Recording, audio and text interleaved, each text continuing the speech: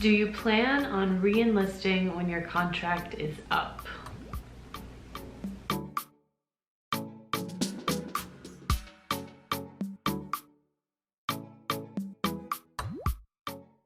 Hi friends, and welcome back to my channel. My name is Abby and I am a specialist in the United States Army. If you are new here, hello. I am a 42 Romeo, which is a musician, so I am in the Army bands, and I am stationed at Fort Bliss, Texas.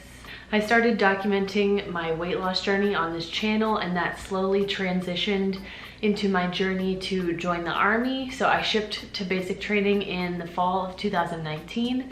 And I have been on station now for a little over a year. So I asked you on Instagram to ask me questions about the Army or life, etc. So I'm gonna answer some of those today. But I have a lot of information on my channel already about my enlistment, about the red phase of basic training, etc. And I'm trying to put a video up every Monday. So if you could like this video, that would help me a lot. And subscribe so that you see my face once a week. All right, let's get into it. How was BCT as someone not just out of high school? I was 24 when I went to basic training. I have a master's degree, and my company was a little odd because our platoons were sorted by MOS. So in 4th platoon, we had all of the musicians in our company, all of the aviation people, and maybe a few drivers. Our platoon was pretty stacked with older people and people with education and life experiences. So in that facet, being a little bit older was okay.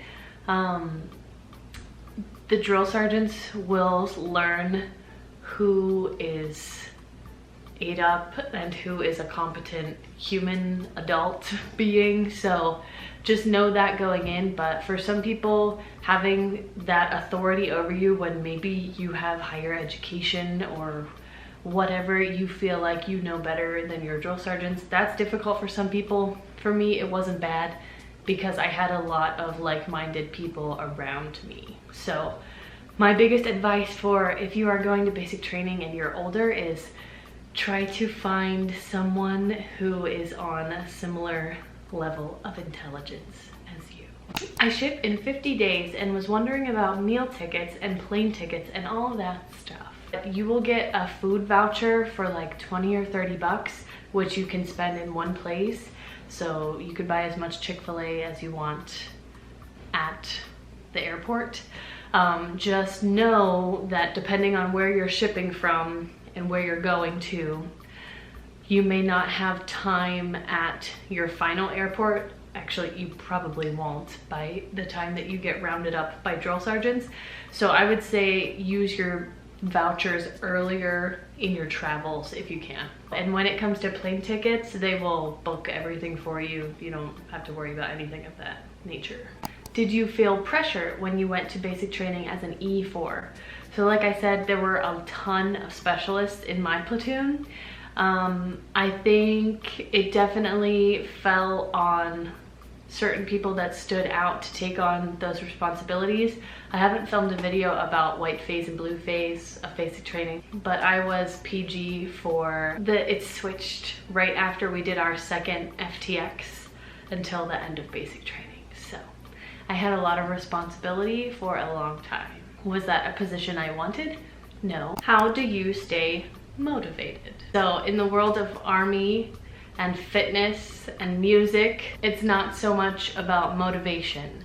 In my mind, motivation comes from an outside source. And to get yourself to do what you need to do, it comes from discipline. So for me, I need to have clear goals and ways to achieve those goals. And I'm very big into making charts and lists and following a plan to check things off. Being someone who has lost almost 100 pounds, I know what works and what gets me to my goals, and so I put a lot of value in being successful. And so that allows me to be disciplined. Is MOS 42 Romeo an automatic E4? I'm enlisting on Thursday and I'm 6 credits short of a BA in music. So a 42 Romeo is an Army musician, a regional bands person, and no, you do not have to have any college to get the rank of E4 when you enlist as a musician, and here is why. So you take your ASVAB, right, and that unlocks certain jobs for you to do. Well, to be a musician, and again, I have a whole video on my enlistment process, you can watch how it works. We have to take the ASVAB, go to MEPS, do everything like you would for any other job, and then we also have to go through an extensive audition process. So no one from the Army is helping you prepare for this audition. You get the rank of E4 because you have to have a civilian acquired skill to earn this MOS. So it doesn't matter if you have a bachelor's degree, if you have a master's degree like I do. I had a few people in our AIT class that had doctorates and they were going to be Army musicians. It just matters because you have a civilian acquired skill. It is not something that you can just say, I played clarinet in 4th grade, I want to join the Army bands and I can learn my job at AIT. It's not how it works. Like for other jobs, if you're going to be 42 Alpha, like resources, or 88 Mike, if you're going to drive vehicles, they learn all of those skills at their AIT. But there is no way you could teach someone how to read music and play an instrument, etc. So if you have a civilian acquired skill, you get the E4. Next question, we're getting into relationships and like life in the Army a little bit. Let's see, moving to base with significant other, life in Army base town.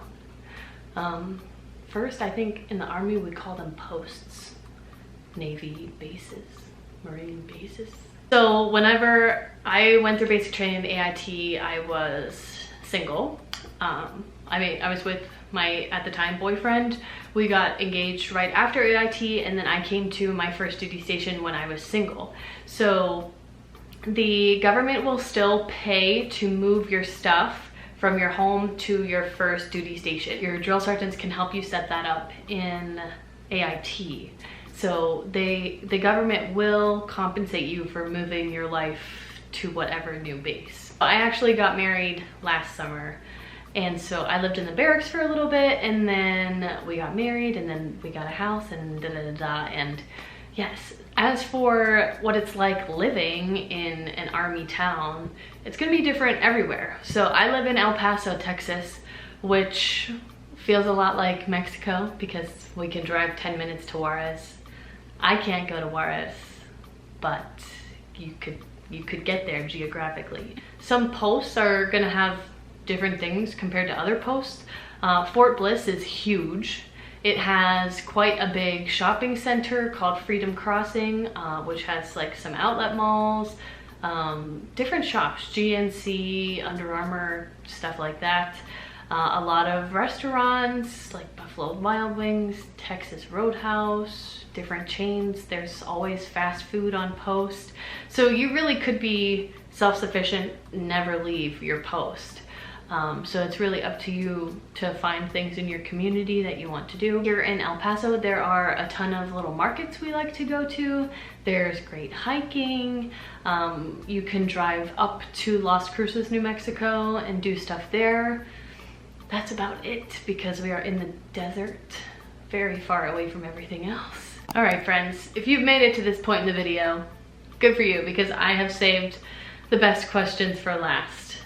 Malia, I think is how you say your name. She went for it with these questions. Would your hubs ever consider joining?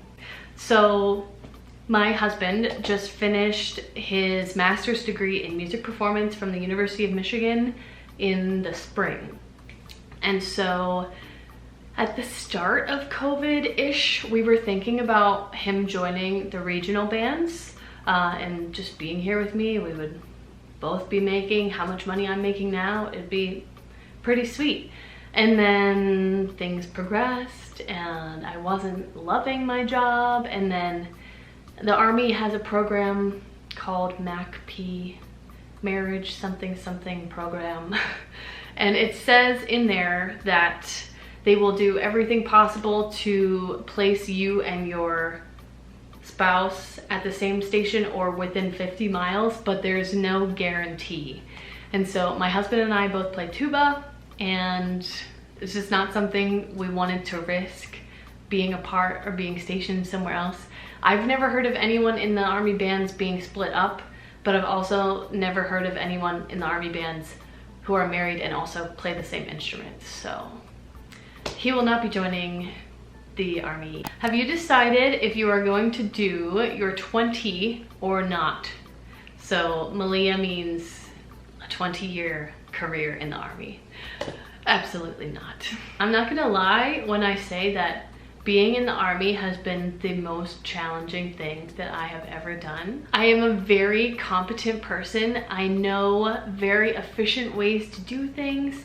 I know what I'm capable of. I know how to elicit the correct responses from other people, and that doesn't matter in the Army if you have a specialist on your chest. And I have a lot of experience being a teacher, being a leader, things in music, and I've learned a lot in fitness and whatnot, and it doesn't matter at my rank right now. And getting promoted as an Army musician from 4 to 5, like to sergeant, is next to impossible right now in my career because our points are so high.